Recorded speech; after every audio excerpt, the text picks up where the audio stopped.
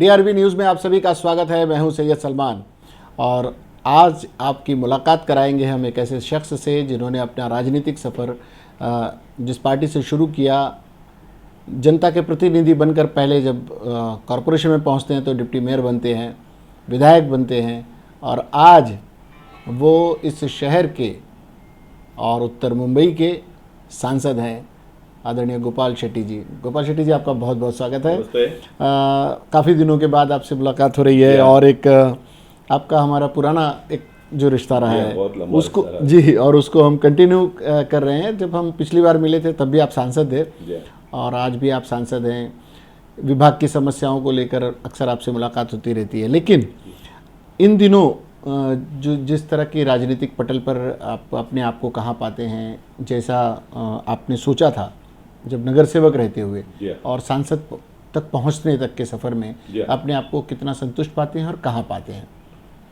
देखिए, बहुत लंबा सफ़र मैंने तय किया है और मैं अपने आप को भाग्यवान इसलिए मानता हूँ कि इतने लंबे सफ़र में किसी भी प्रकार के मतभेद के बगैर मैं इतना लंबा पारी खेल सका और सभी समाज को साथ में लेकर चलने का सौभाग्य मुझे प्राप्त हुआ। समाज को तो सभी लोग लेकर साथ में लेकर चलते हैं, लेकिन राजनीतिक पार्टियों में भी कभी किसी प्रकार का मतभेद हुआ नहीं। पॉलिटिकल टिप्पणी मैं बहुत ज़्यादा करता नहीं, क्योंकि मुझे पार्टी ने और समाज ने जो काम दिया वो मैं करते रहता हूँ और मुझे लगता है कि जनता को तो मिलने वाला प्रतिनिधि चाहिए, सुनने वाला चाहिए, डिलीवरी देने वाला चाहिए। और मेरा एक शौक़ रहा है, फैशन रहा है, हॉबी रहा है कि मैं काम जितना ज़्यादा करता हूँ उतना मुझे संतुष्टि प्राप्त होती है। और इन दिनों में जैसा आपने कहा कि नगर सेवक से लेकर सांसद तक में जो बदलाव जो मुझे दिखाई दे रहा है, देश में नरेंद्र मोदी जी जिस प्रकार से काम कर रहे हैं, बहुत सारे बदलाव होता दिखाई दे रहा है और जनता भी संतुष्ट है। ठीक है, पॉलिटिकल पार्टी है, डेमोक्रेसी बहुत बड़ी देश, बहुत बड़ा देश है हमारा, बहुत सारे पॉलिटिकल पार्टियां हैं, बहुत सारे नेता हैं, तो टीका टिप्पणी हर अच्छे काम को भी बुरे नज़रिया से, बुरे एंगल से लोगों के सामने ले जाने का प्रयास सभी लोग करते हैं। लेकिन मैं मानता हूं कि जनता जो है वो पॉलिटिकली मैच्योर होती जा रही है जी। एजुकेशन का एक अपना जगह बन पाया उसमें। जो एजुकेटेड बच्चे इन दिनों में जब सोशल मीडिया के माध्यम से पूरे दुनिया को देखकर अपने देश को जब वो देखते हैं तो उनको एक आत्मविश्वास पैदा हो रहा है उनके मन में कि भाई हो रहा है कुछ तो कुछ, जितना होना चाहिए, जितना फास्ट होना चाहिए वो शायद नहीं होता। इस प्रकार की बातें लोगों के मन में आती होगी, लेकिन एक उम्मीद की किरण जगी है कि भाई कुछ हो रहा है और कुछ होगा। और ये सबसे बड़ी उपलब्धि ऐसा मैं मानता हूँ। हाँ, जो नई पीढ़ी है वो अपने क्षेत्र में कुछ ऐसी योजनाएं आप नई पीढ़ी के लिए जो उनके लिए आने वाले दिनों में भी और आदर्श बनकर उभरें? देखिए, एक तो बड़ा प्रसन्नता भी होता है और थोड़ा दुख और चिंता भी होता है इस बात को जब मैं अपने आप में जब इसका अध्ययन करता हूँ।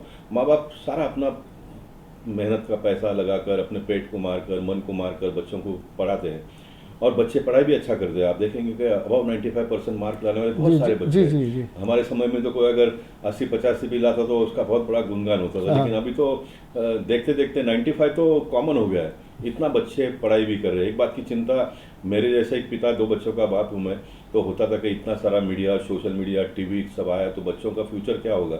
लेकिन बच्चे देखते सब कुछ है, लेकिन अपनाते वही है जो उसको अपनाना चाहिए। एक बहुत बड़ी उपलब्धि ऐसा मैं मानता हूँ और बच्चों को अपना फ्यूचर कहाँ है ये अच्छी तरह से दिखाई दे रहा है। मुद्दा नंबर 1। अब मुद्दा नंबर 2, बच्चों को माँ बाप पढ़ाते हैं, इतना सारा इन्वेस्टमेंट करते हैं, तो तैयार होने के बाद में उनको जॉब मिलना चाहिए, उनको काम मिलना चाहिए। अभी सभी तो इंजीनियर नहीं बनेंगे, डॉक्टर नहीं बनेंगे, आर्किटेक्ट नहीं बनेंगे, MBA पढ़ाई करते हैं, अभी सब बाकी कहीं पर नहीं हो रहा। तो लेकिन मैं मानता हूं कि जो Modi ji make in India की बात करते हैं उसके ऊपर ज़्यादा ध्यान देने की बात है और मोदी जी ने बहुत उसको नीचे तक ले जाने का प्रयास किया है। स्किल डेवलपमेंट की बात करते हैं, स्टार्टअप की बात करते हैं, स्टैंडअप की बात करते हैं, बैंक में से लोन आसानी से किस तरह से लोगों को मिले वो बात करते हैं। बच्चों को you don't become a job seeker, you should become a job giver, ये भी बात करते हैं। हर व्यक्ति छोटा छोटा कोई ना कोई व्यवसाय करके 2, 5, 10 लोगों को भी जॉब देता है, तो बहुत बड़ी उपलब्धि हो सकती है। सभी ने अंबानी और अडानी बनने की कोई आवश्यकता नहीं है। गर्व है मुझे, लोग अडानी और अंबानी के बारे में जो कुछ भी कहते हैं मुझे इसमें कोई प्रॉब्लम नहीं। मैंने लोकसभा में कहा है, विधानसभा में भी कहा है कि हमारे देश में 50 साल टाटा और बिरला को गाली देकर लोगों ने निकाला, अब 50 साल अडानी और अंबानी को देंगे। लेकिन they have created a empire. जो गलत करते हैं उसको आप उससे सजा करिए, लेकिन देश में अगर कोई पैसे वाला नहीं बनेगा तो फिर हम छोटे लोगों को बड़ा कर नहीं पाएंगे जी, बड़ा कर नहीं पाएंगे। मतलब उद्योग जगत को भी ज़्यादा आए उतना देश में अच्छा है। लेकिन पॉलिटिकल सोच इतनी घटिया होती जा रही है, बिगड़ती जा रही है। महाराष्ट्र में युति का शासन शिवसेना के साथ में हम लोग होते हुए भी नालार जैसा प्रकल्प बंद हो करना गया। पड़ा। तो लोगों को अगर आप जॉब नहीं दे पाएंगे, खेती बाड़ी में लोग कहते हैं कि भाई इसमें कुछ बनता नहीं है, बचता नहीं है, और नई इंडस्ट्री अगर आएगी नहीं तो ये सारे बच्चे पढ़कर क्या करेंगे, इस बात का चिंता मुझे हमेशा होता है। और जो विकसित देश के लोग हैं वो हमारे देश के ब्रेन को पहले से ही कैप्चर कैसे करे इस प्रयास में लगे हुए। कोई बच्चे का हाथ में उसका सर्टिफिकेट बाद में आता है, लेकिन उसको जॉब अपॉर्चुनिटी पहले से मिल जाती है जी, बाहर बच्चा भी खुश हो जाता है, बच्चे के माँ बाप भी खुश हो जाते हैं, चले जाते हैं विदेश में।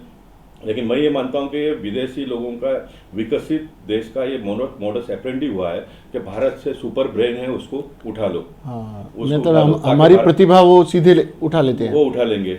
उनको उसकी आवश्यकता न पड़ती होगी तो भी मुझे लगता है कि वो तनख्वाह दे के उसको कैरी ऑन करते हैं, ताकि ये सारे लोग यहाँ पर ना रहे हिंदुस्तान में, और हिंदुस्तान मेक इन इंडिया का कंसेप्ट जो मोदी जी का है वो सक्सेस न हो। इस प्रकार का भी कोई ना कोई एक कैलकुलेशन करके काम कर रहे हैं। लेकिन मुझे दुख इस बात का है कि वो उनकी राजनीति है विकसित हाँ, देशों लेकिन का। हम लोग लेकिन हमारे देश के लोग अपने देश को आगे बढ़ता देखना नहीं चाहते हैं। ये बहुत दुख की बात है, आने वाले दुख की बात है। सही अफसोस की बात है ये। तो ऐसे मुद्दे जैसे अभी सेशन शुरू होने वाले हैं, कुछ और आपके जहन में होंगे अपने विभाग को लेकर या एक सामाजिक परिदृश्य में कि उन सवालों को उठाया जाए, तो ऐसे कुछ इस बार के सेशन में देखिए ये सारा जो कंसेप्ट और बच्चों के बारे में जब मैं चिंता करता हूँ तो स्किल डेवलपमेंट एक बहुत बड़ा अहम मुद्दा बनकर सामने आ रहा है। जी, मोदी जी ने पहले 2014 से उसको बहुत लिफ्ट करने का प्रयास किया, काम बढ़ भी रहा आगे। लेकिन मैं ऐसा मानता हूँ कि जितना बढ़ना चाहिए उतना नहीं बढ़ता दिखाई देता है। उसके बहुत सारे कारण हैं। एक, मैं अपने जगह से भाषण करता था सब जगह पे, स्कूल में ही सिखाना चाहिए। क्योंकि एक समय विकास का मुद्दा हमारे पास नहीं था, तो हिस्ट्री, ज्योग्राफी यही सब पढ़ाया जाता था। जिसका आज कितना मायना है ये एक डिबेट और डिस्कशन की बात हो सकती है। लेकिन आप बच्चों को छोटेपन से ही उनको स्किल डेवलपमेंट के क्षेत्र में डालकर प्रोडक्ट किस तरह से बनाया जाता है, ये अगर हम स्कूल में उनको सिखाएंगे तो वो ट्रेन होकर जब सर्टिफिकेट लेके बाहर निकलेंगे तो हो सकता है जहाँ पर जॉब वो करने जाएगा तो उसका स्किल पहले से होगा तो उसको पगार ज़्यादा मिलेगा। उसमें से कोई मैनेजर बनेगा, कोई सुपरवाइजर बनेगा, कोई छोटा मोटा फैक्ट्री डालने वाला बनेगा। तो स्किल डेवलपमेंट को हमको बहुत इंपॉर्टेंस से आने वाले दिनों में देने की आवश्यकता है। माँ बाप के दिमाग में से और बच्चों के दिमाग में से निकाल देना चाहिए कि आप MBA बनकर 95% मार्क लाते हैं तो ही आप जी पाएंगे। नहीं, बहुत सारे एग्जाम्पल इस प्रकार के जो 70-80% जो मार्क लाए वो 95% से आगे निकल गए। हाँ, स्किल डेवलपमेंट को ये एक अच्छी बात प्रोडक्ट ऑफ स्किल डेवलपमेंट में बचपन में ही टर्नर बना, हाँ, फिटर बना, वेल्डर बना, डायमेकर बना। मैं स्वयं का साइनाथ इंजीनियरिंग शुरू करके 35 साल मैंने चलाया, और मैं स्किल डेवलपमेंट का प्रोडक्ट होने से राजनीति में मैं सफल हो गया। I am allrounder. मुझे आप कोई भी विषय पे कहीं पर भी कितने भी घंटे चर्चा करने के लिए खड़ा करो तो मैं कर सकता हूँ, क्योंकि मैं हर चीज़ को, इसको अगर बनाना है तो इसका क्या क्या होना चाहिए इसका पूरी जानकारी मुझे है। तो मैं इसका मुझे बहुत बड़ा लाभ हुआ है। तो हमको बच्चों को ट्रेन करना पड़ेगा। ये अच्छी बात कही कि स्किल डेवलपमेंट के जो कोर्सेज हैं, क्लासेस हैं, वो सब पहले से ही स्कूल से अगर सिखा दिया जाए तो आने वाले दिनों में अच्छा उनको डेवलपमेंट भी हो जाता है कि भाई मैं इस फील्ड में जा सकता हूँ। 10वीं 12वीं तक तो वो कंफ्यूज ही रहते हैं। तो ये आपको बताता हूँ, मोदी जी 10 साल और प्राइम मिनिस्टर रहते हैं तो पूरा ये चाइना बीना का सब मार्केट बंद हो जाएगा। हमको चिंता करने की कोई आवश्यकता नहीं। जैसे हम कहते हैं कि भाई चाइना का माल हमारे देश में नहीं आना चाहिए, तो फिर सब अन्य देश के लोग भी सोचेंगे कि इंडिया का माल वहां पर जाने की कोई आवश्यकता नहीं है। लेकिन हमको चिंता इस बात के लिए नहीं करनी चाहिए कि we are the biggest market in the world. 130 crore की हमारी पॉपुलेशन है, हम जो बनाएंगे हमारे देश में बिकेगा। इतनी ताकत हम रखते हैं, इसलिए सारा इंपोर्ट बंद हो जाना चाहिए। चाइना ने जो मार्केट कैप्चर कर ले, एक अगर एग्जांपल आपको मैं दे दूं, मुंबई शहर में एक जमाने में 36 मिल चला करती थी। जी। आज सिर्फ 12 मिल चलती है, वो भी बीमार हालत में चलती है। यानी 24 मिल बंद हो गए। कितने लोगों का रोजगार चला गया। अब मिल बंद होने से क्या होगा कि मैं कॉटन टेक्सटाइल कमेटी में 2 साल मुझे काम करने का मौका मिला। We are the biggest cotton grower. India और चाइना 2 साल के पहले हमने 52% कापूस उगाए, 26% हमने और 26% चाइना ने। ये योगा कभी कभी हो सकता है। बाकी रेस्ट ऑफ द वर्ल्ड ने 48% कापूस उगाया। अब चाइना क्या करता है कि हमारा देश का भी कापूस सब परचेज करके बफर स्टॉक करता है, क्योंकि हमारे देश का मिल बंद कर दिया, बंद हो गया है, बंद किया गया ऐसा मैं कहूँगा। ये सारे बाकी सारे देश के लोगों का एक सिस्टम काम कर रहा है, वो बंद करवाते हैं देश में स्ट्राइक वगैरह करके। तो कपड़ा मिल बंद होने से कपड़ा बनना बंद हो गया। कपड़ा बनना बंद हुआ तो कापूस स्टॉक हो गया। कापूस होकर स्टॉक हो गया तो चाइना ने पूरा परचेस करके बफर स्टॉक कर लिया।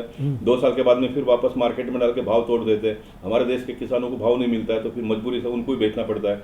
कपड़ा सब चाइना से आना प्रारंभ हुआ, तो हमारे देश के टेलर लोगों का जॉब चला गया, रेडीमेड कपड़े सब आने लग गए। तो इसने बहुत बड़ा एक मार्केट चाइना ने कैप्चर कर लिया। खिलौना से लेकर कपड़े तक जितने भी चीज़ बनते हैं सब चाइना का हम लोग यूज़ करते हैं।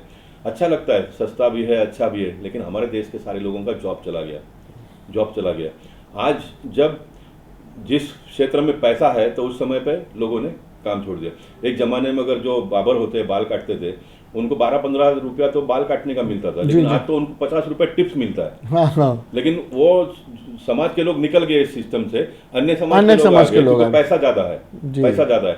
कारपेंटर, आज कोई बच्चा बाप अपने बच्चे को कारपेंटर बनाना नहीं चाहता है, कोई बाप अपने बच्चे को टेलर नहीं बनाना चाहता है। आज जितने में एक जमाने में शर्ट मिलता था उससे ज़्यादा तो सिलाई का पैसा मिलता है। कभी कभी मैं महिलाओं के कार्यक्रम में जाता हूं तो पूछता हूं ब्लाउज कितने में बनता है, तो 400-450 रुपये सिर्फ ब्लाउज का स्टिचिंग का देना पड़ता है। इतना पैसा है इस लाइन में, लेकिन लोग टेलर नहीं बनते, हट रहे हैं। हाँ, क्योंकि रेडीमेड भी बनता है, फिर अन्य लोग घुस गए। तो हमको ये सारा जो चीज़ है ये लोगों को समझाना पड़ेगा एक बार, कि आप सिर्फ टेलरिंग का काम करते हो तो भी आप महीने में मिनिमम 50,000 रुपये, मैक्सिमम तो इतना कमा सकते हो। तो इसमें इतना है, कारपेंटर के लाइन में है, सभी लाइन में है। और आने वाले दिनों में जब मेक इन इंडिया का कंसेप्ट हमारा सक्सेस हो जाता है तो जॉब अपॉर्चुनिटी बहुत बड़े पैमाने में निकलेगा। एक जगह पे आप कहते हो कि किसानी में कुछ मिलता नहीं है, दूसरी जगह पे आप इंडस्ट्री को एनकरेज नहीं करते हो, तो कैसा इतना 130 करोड़ के देश के लोगों को हम जॉब कैसे दे पाएंगे आने वाले दिनों में? तो ये हमको करना पड़ेगा, लोगों ने इस बात को भी समझना पड़ेगा, मतलब वो सामंजस्य बिठाना पड़ेगा। उसकी जरूरत कहते हैं उसको भूलकर देश के प्रधानमंत्री जो कहते हैं, मैं इस पार्टी का हूँ इसलिए नहीं कहता हूँ, आपको एक लाइन तो पकड़ के चलनी पड़ेगी। जो बच्चों ने अपने माँ बाप का बात सुना वो आज बच्चे आगे बढ़ गए। तो जैसे माँ बाप का बात सुनकर आपका घर आगे बढ़ता है, वैसे देश का जो नेतृत्व करता है, अच्छा करता तो उसके साथ में चलिए, नहीं अच्छा करता तो जब लोकशाही में आपको अधिकार है, तय कर दिया है कि जो जीत गया उसको देश की जनता चाहती है, तो जो भी वो प्रोग्राम लाता है उसको हम लोगों ने आगे बढ़ाना चाहिए। वरना आपके पास हथियार है, 5 साल में आप बदल सकते हो। जी बदल सकते हो। अब आने वाले दिनों में से जैसे कॉर्पोरेशन के चुनाव आते हैं, तो कॉर्पोरेशन आप मुंबई अध्यक्ष भी अपनी पार्टी के रह चुके हैं, तो आने वाले दिनों में कहाँ देखते हैं, क्योंकि पुरानी युति आपके साथ है नहीं, और दूसरी एक नई तरह की युति बनी है जो युति बनकर भी युति की तरह नहीं है कॉर्पोरेशन में, तो वो उसमें कहाँ पाते हैं और क्या रणनीति होगी आप लोगों की? देखिए, मैं जो इसका आकलन करता हूँ तो मैं जैसे मैंने कहा कि लोग परिपक्व हो गए, अभी लोगों का एक सेल्फ कॉन्फिडेंस बन गया है। लोग ये सब इस प्रकार के जो हरकत करते हैं उनको उनकी जगह दिखाने का मानसिकता भी लोगों ने बना लिया है। एक समय ऐसा था कि नेता बोलता था और मतदाता जो है वो मान जाता था, अब वो दिन नहीं रहा है। अब लोगों को सारी बातों की जानकारी मिल चुकी है, इसलिए इस प्रकार के, और 2014 और 2019 का एग्जाम्पल आपके सामने है। किसी को लगता नहीं था कि 2014 में मोदी जी बहुमत ला पाएंगे, लेकिन लाया। उसके बाद में लगता था कि नहीं, गए बार तो फ्लूक में मिल गया लेकिन अभी नहीं मिलेगा, तो उससे पहले से ज़्यादा लोगों ने सीट दे दिया। अब 2014 के बारे में भी लोगों ने मन बना कर रखा है। इसलिए मुंबई शहर में जो गतिविधियाँ हुई है इसको बारकाई से मुंबई शहर के लोग उसके निगरानी करते हैं, और समय आने पर मेरा ये विश्वास है कि लोग उसका रिएक्शन देंगे। मैं लोगों को ये कहता हूँ कि कभी कभी देश के बारे में हम सोचते हैं तो हमको पानी कितना मिला, लाइट कितना मिला, हमको सुविधा कितनी मिली, इसके बारे में तो हमने लड़ना ही चाहिए, उसकी अपेक्षा करना भी चाहिए। लेकिन साथ साथ में जो लीडर लोग पूरे सिस्टम को हाथ में अपना लेने का जो प्रयास करते हैं, ऐसे लोगों को उनकी जगह दिखाने की भी आवश्यकता है, और मुझे विश्वास है कि लोग दिखाएंगे। एक बड़ा चमत्कार मुंबई शहर में आपको देखने के लिए मिलेगा। गोपाल शेट्टी, जिन गोपाल शेट्टी जी को हम जानते हैं, वो सड़कों से लेकर, मतलब गटर के पास खड़े रहने से लेकर नाले और उसके पूरे विकास की बात करने वाला है। वो अंदर का कॉर्पोरेटर अभी भी है, जीवित है?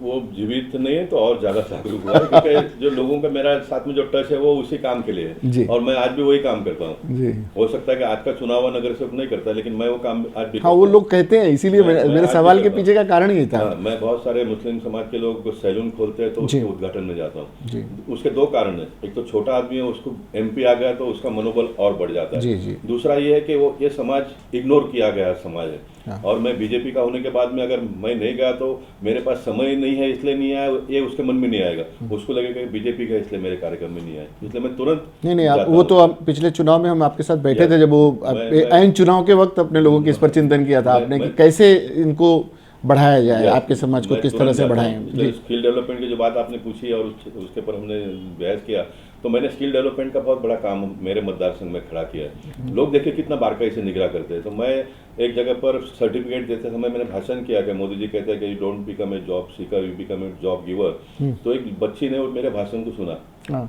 और उसने ऐसा रह किया, बिल्डिंग में पहले माले पे दुकान, उसने सैलून खोला उस लड़की ने, और मुझे ओपनिंग के लिए बुलाया। तो मैं गया तो मुझे बिल्डिंग में लेके जा रही है, वो भी ऐसा रहे। मैं बोला कि कहाँ लेके जा रही है, शायद मैं घर पे लेके जाती है, पहले बाद में दुकान पे लेके जाएगी। तो बाद में पहला माला पे गया तो उसने पहले माले पे 2 SRA का रूम लेकर वहाँ पर उसने सैलून स्टार्ट किया, और आपको आश्चर्य लगेगा 5 टेबल उसने लगाया।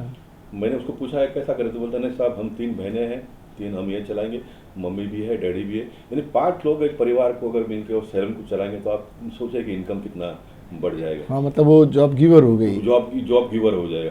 और दुनिया बदला है तो उसको हमको एक्सेप्ट करना ही पड़ेगा। एक जमाना था तो हम जब छोटे थे तो कोई लड़कियां पाउडर लगाती थी तो घर के लोग उसको चिल्लाते थे मत लगाओ, लेकिन अभी दुनिया उस तरफ गया है तो हमको उसका ठीक ठाक करना ही पड़ेगा। उस समय पे हमको लगता नहीं था इसका इंपॉर्टेंस क्या है, लेकिन आज देखेंगे कोई खूबसूरत लड़की भी थोड़ा जब तक वो पाउडर नहीं लगाते तब तक उसका कॉन्फिडेंस बिल्टअप नहीं होता है। वो थोड़ा पाउडर लगाते तो उसको लगता है कि मैं 1 नंबर की हीरोइन बन गई, तो उसका कॉन्फिडेंस बिल्टअप होता है। तो मैंने उस बच्चे को ये कहा कि इस बिल्डिंग में जितने भी लड़कियां उसको सबको हीरोइन बना दो आप। क्या बात है। थोड़ा उसका हेयर स्टाइल चेंज हुआ, थोड़ा उसका हाँ, उसने पूरा एक हुलिया लोगों का बदला होगा। कहीं पर जाकर अपने आप को प्रस्तुत करने की ताकत, उसमें कॉन्फिडेंस आ जाती है। इनको घर में नहीं, मैं तो कुछ कर ही नहीं सकती हूँ, मैं तो छोटी हूँ, मैं तो गरीब घर की हूँ, ये सोच के लोगों ने अपना पूरा जीवन खत्म कर दिया। तो ये थोड़ा जो नया कंसेप्ट है, ये जो बूस्ट आपने किया है, हाँ। ये आने वाले दिनों में इस पे बदलाव आएगा और अच्छा ऐसे लोग कई लोगों को प्रोत्साहित करेंगे। तो ये तो बहुत बड़ी ताकत निर्माण होगी।